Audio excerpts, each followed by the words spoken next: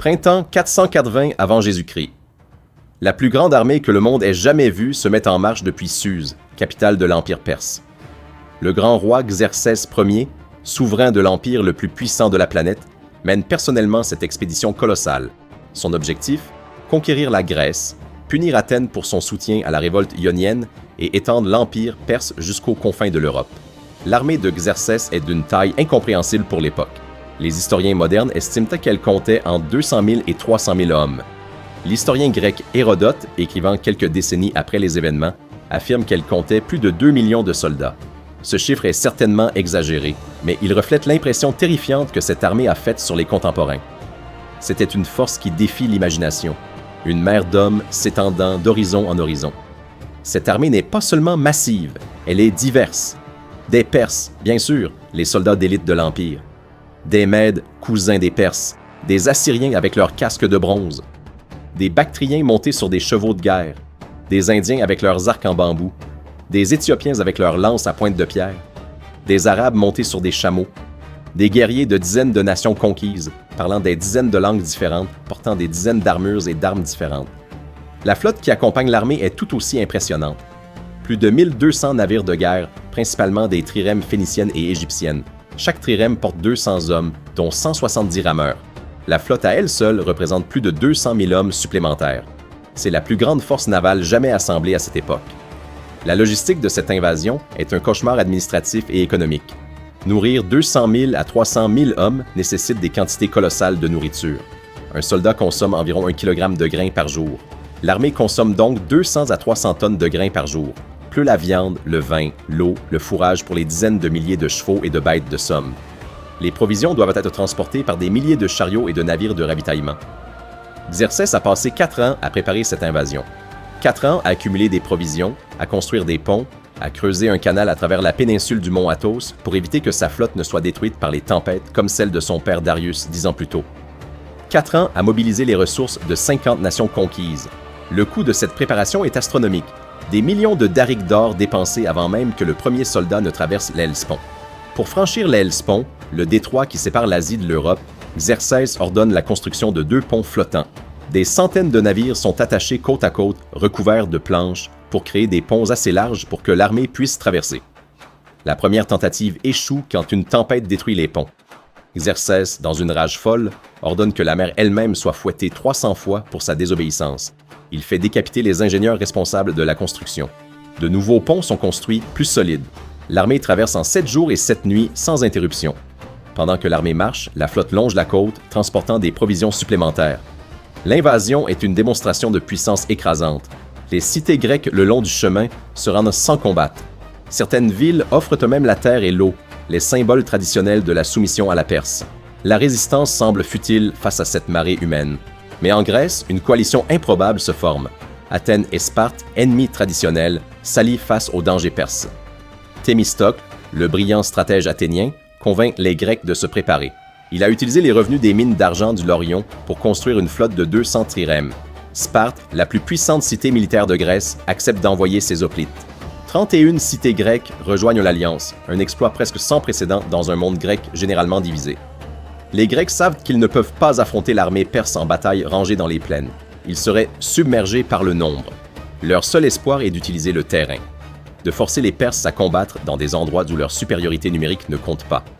Et il y a un endroit parfait pour cela, les Thermopyles. Les Thermopyles, les portes chaudes en grec, sont un passage étroit entre les montagnes et la mer.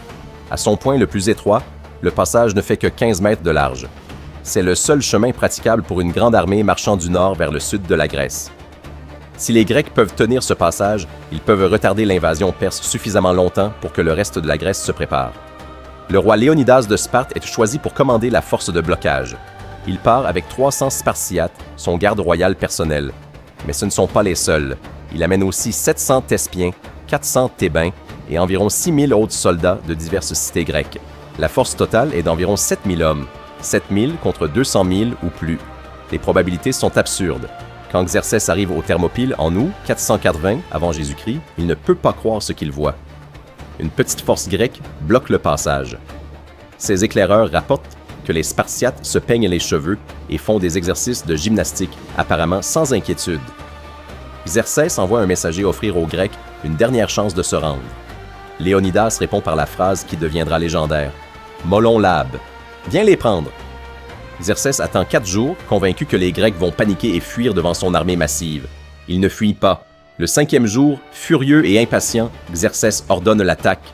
Des vagues de soldats perses se précipitent vers le passage étroit. Et là, il découvre le cauchemar de la guerre dans un espace confiné. Dans le passage étroit, l'immense armée perse ne peut attaquer qu'avec un front de quelques dizaines d'hommes à la fois. Les 200 000 soldats derrière ne servent à rien. Ils attendent, impuissants, pendant que les premiers rangs se font massacrer. Les hoplites grecs, dans leur formation en phalange, sont pratiquement invincibles dans cet espace. Leurs longues lances, leurs grands boucliers de bronze, leur armure lourde, leur entraînement supérieur, tout est optimisé pour ce type de combat. Les Perses attaquent par vagues successives. Ils meurent par centaines, par milliers. Les corps s'accumulent dans le passage. Les soldats suivants doivent grimper sur les cadavres de leurs camarades pour atteindre la ligne grecque. Et ils meurent à leur tour. Pendant 2 jours, les Perses attaquent sans relâche. Pendant 2 jours, les Grecs tiennent. Les pertes perses sont catastrophiques. Les pertes grecques sont relativement légères. Xerxès envoie ses immortels, ses gardes d'élite, les 10 000 meilleurs soldats de l'Empire perse. Ils attaquent, confiants, ils meurent comme les autres. Le passage est trop étroit. Les lances grecques sont trop longues. Les boucliers grecs sont trop solides. Le terrain annule complètement l'avantage numérique perse. C'est une leçon brutale de stratégie. Dans certaines conditions, 300 hommes bien positionnés valent au plus que 100 000 hommes mal positionnés. Mais Xerxès reçoit un coup de chance stratégique. Un berger grec local nommé Éphialte, motivé par la promesse d'une récompense, trahit sa patrie. Il révèle aux Perses l'existence d'un sentier de montagne qui contourne le passage des Thermopyles. C'est un chemin difficile, escarpé, mais praticable pour une force d'infanterie légère. Les Perses envoient une force de contournement pendant la nuit. Le lendemain matin, Léonidas apprend que les Perses vont bientôt l'encercler. Il renvoie la plupart de ses alliés grecs. Rester signifie une mort certaine, et il veut sauver autant d'hommes que possible pour la défense future de la Grèce. Mais lui et ses 300 Spartiates restent. Les 700 Thespiens choisissent aussi de rester, refusant d'abandonner leurs alliés Spartiates. Les 400 Thébains sont forcés de rester. Léonidas ne leur fait pas confiance. Le dernier jour aux Thermopyles est un massacre épique. Les Spartiates et les Thespiens se battent comme des démons. Ils savent qu'ils vont mourir. Ils vendent leur vie aussi chèrement que possible. Quand leurs lances se brisent, ils combattent avec leurs épées. Quand leurs épées se brisent, ils combattent avec leurs boucliers. Quand leurs boucliers se brisent, ils combattent avec leurs mains et leurs dents. Léonidas est tué tôt dans la bataille finale. Les Spartiates survivants se battent férocement autour de son corps, le défendant contre les Perses qui veulent le mutiler. Finalement, submergés de tous côtés, les derniers Grecs se retirent sur une petite colline dans le passage. Là, ils font leur dernier stand. Les Perses, ne pouvant plus les atteindre avec des armes de mêlée, les criblent de flèches et de javelots à distance. Les derniers Spartiates et Thespiens meurent sous une pluie de projectiles, recouverts de flèches comme des hérissons. Les Thermopyles tombent. Xerxès a gagné. Mais à quel prix? Les historiens modernes estiment que les Perses ont perdu entre 10 000 et 22 000 hommes aux Thermopyles. Pour tuer 1400 Grecs, ils ont sacrifié peut-être 21 000 de leurs propres soldats. Un ratio de perte de 1 pour 14 ou pire. Et surtout, les Grecs ont retardé l'invasion de 3 jours précieux. Ces 3 jours permettent au reste de la Grèce de se préparer. Athènes est évacuée. La population est transférée sur l'île de Salamine. La flotte grecque se positionne stratégiquement. Et quand Xerxès arrive finalement à Athènes, il trouve une ville vide. Il la brûle dans un accès de rage, mais c'est une victoire creuse. Brûler des bâtiments vides ne conquiert pas un peuple. Le vrai désastre pour Xerxès arrive quelques semaines plus tard, à Salamine. Thémistocle, le brillant stratège athénien, a un plan. Il veut forcer la flotte perse à combattre dans le détroit étroit entre Salamine et le continent. Comme aux Thermopyles, le terrain annulera l'avantage numérique perse. Mais comment forcer les Perses à entrer dans le détroit? Thémistocle utilise une ruse brillante. Il envoie secrètement un messager à Xerxès, prétendant être un traître grec. Le messager dit à Xerxès que les Grecs sont démoralisés et sur le point de fuir, et que s'il attaque maintenant dans le détroit, il peut les détruire avant qu'ils ne s'échappent. C'est un mensonge complet, mais Xerxès le croit. Pourquoi Xerxès croit-il ce messager suspect? Parce qu'après avoir vaincu aux Thermopyles, après avoir brûlé Athènes, il est convaincu que les Grecs sont brisés. Il est trop confiant, il veut une victoire décisive rapide, il veut rentrer chez lui en triomphateur. Il ne réfléchit pas stratégiquement, il tombe dans le piège. La flotte perse entre dans le détroit de Salamine. Environ 700 à 800 navires perses contre environ 370 navires grecs. Encore une fois, les Perses ont une supériorité numérique écrasante, mais le détroit est étroit et encombré. Les navires perses se gênent mutuellement.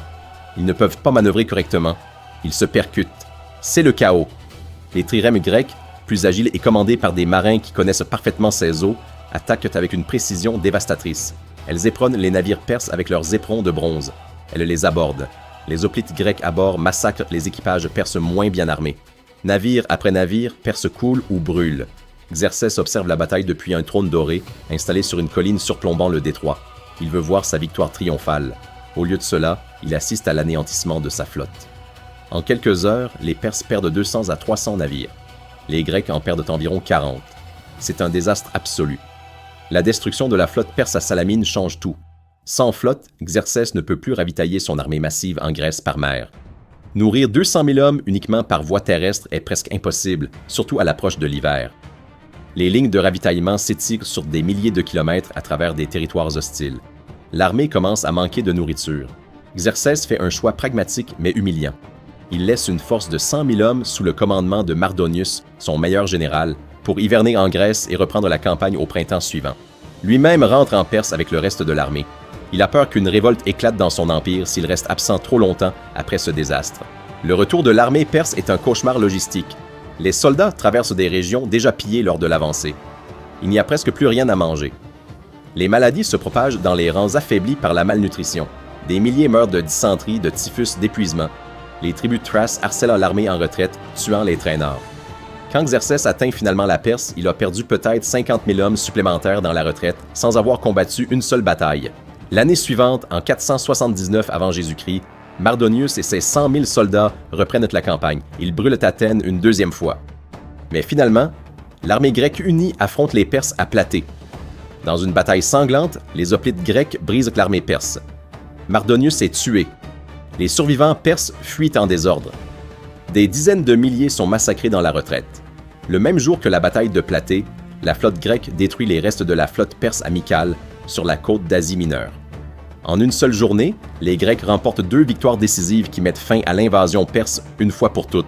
Faisons le bilan du désastre de Xerxès. Il est parti avec peut-être 200 000 à 300 000 soldats et plus de 1000 navires.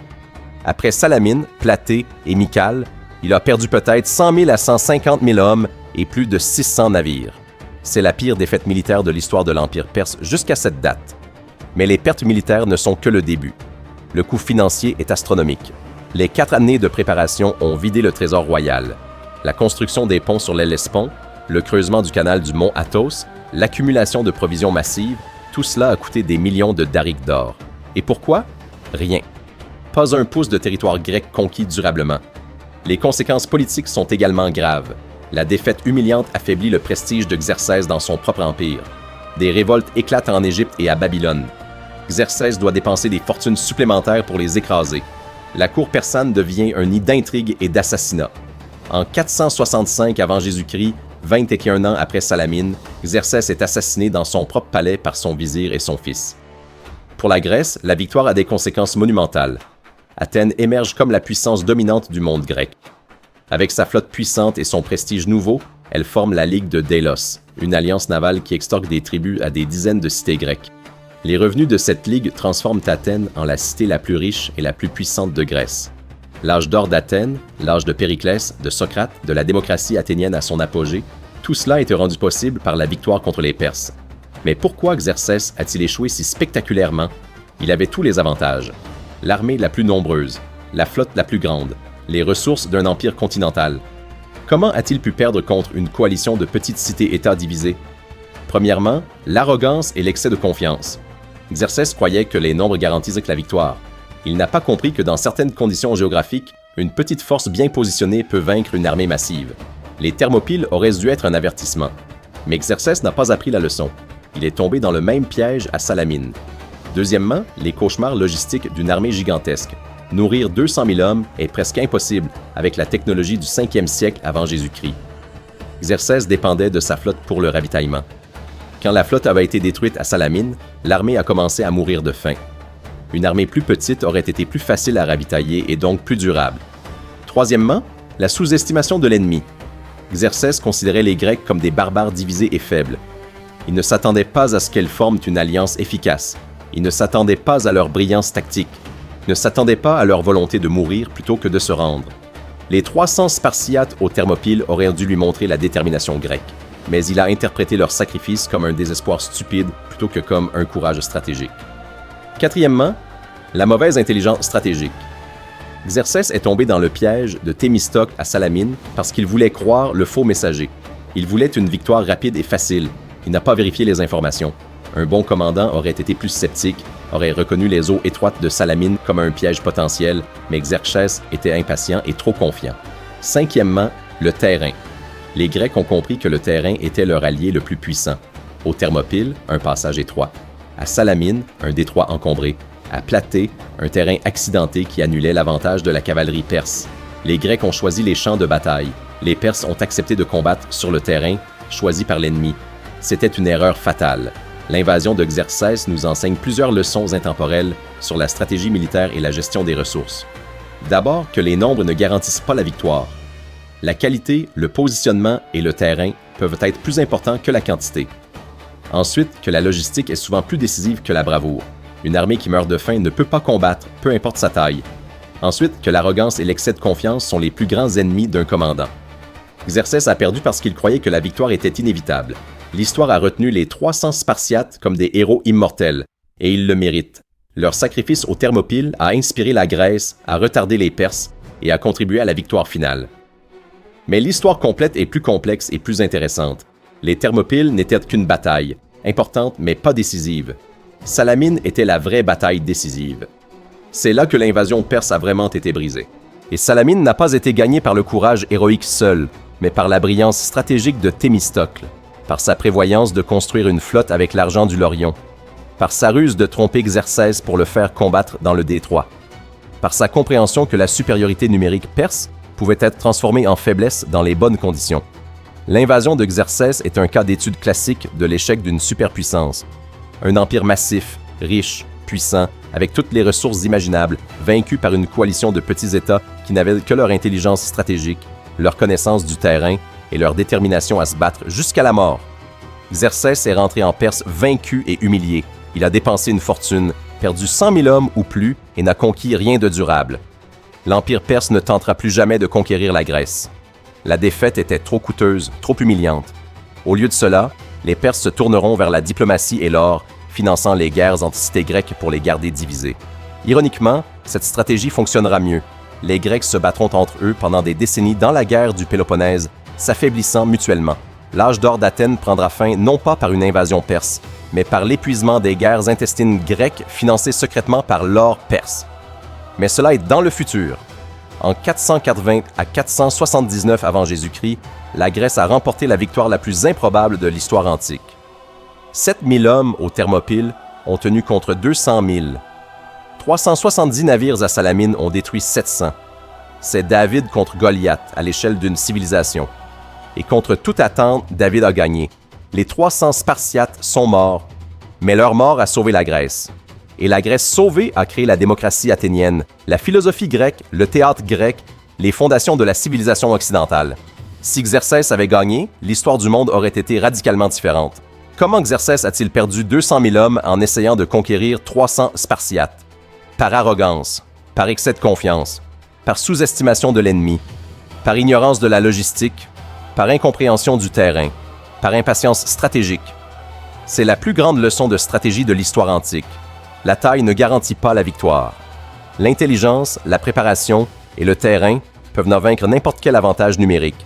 Xerxès le Grand, souverain de l'empire le plus puissant du monde, a été vaincu par une poignée de Grecs dans un passage de montagne et un détroit encombré. C'est l'échec le plus coûteux et le plus humiliant de l'histoire perse. Et il a changé le cours de la civilisation humaine.